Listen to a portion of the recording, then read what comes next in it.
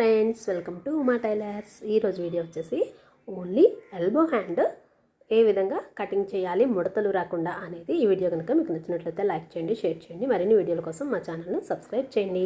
ముందుగా వచ్చేసి లైనింగ్ క్లాత్ని ఇలా 4 ఫోల్డింగ్స్ చేసుకొని 9.5 పొడవు అండి. నేను ఒక 1/2 ఇంచ్ అయితే కనుక కుట్ల కోసం ఎక్స్ట్రాగా కలుపుకున్నాను. అలానే చంక డౌన్ వచ్చేసి 3 ఇంచులు, చేతి లూజ్ వచ్చేసి 11 ఇంచులు, 1.5 ఇంచు ఖర్చుకి ఇలా ఎక్స్ట్రాగా అయితే కనుక పెట్టుకున్నాను. అలానే నార్మల్గా మనం షార్ట్ హ్యాండ్ వేసుకుంటాం కదా, 6 ఇంచెస్ 5 ఇంచెస్, అక్కడ కూడా చేతి లూజు మనది ఎంత ఉందా అన్నది చూసుకుంటే మనం చంక లూజు 18 ఇంచులు, అలానే 5 ఇంచుల పొడవుతో 13 ఇంచులు చేతి లూజు.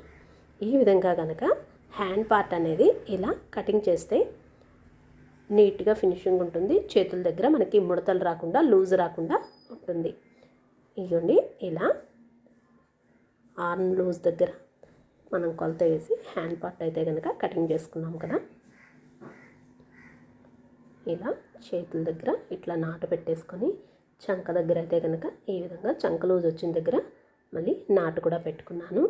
అలానే ఈ హ్యాండ్ మొత్తం ఎంత వచ్చిందో దాన్ని సగభాగం చేసుకొని 1/2 ఇంచ్ ఇలా ఎక్స్ట్రాగా కటింగ్ అయితే కనుక చేసుకుంటున్నాను. అక్కడ నాటు పెట్టుకున్నాను. ఇది ఎదర చంకలోతు భాగానికి వచ్చే చెయ్యిలాగా అన్నమాట.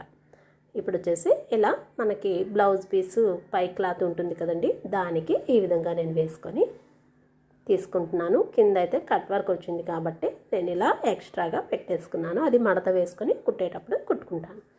ఇలా హ్యాండ్ పార్ట్, ఎల్బో హ్యాండ్ ఈజీగా కటింగ్ ముడతలు రాకుండా ఉండే విధానం. Thank you.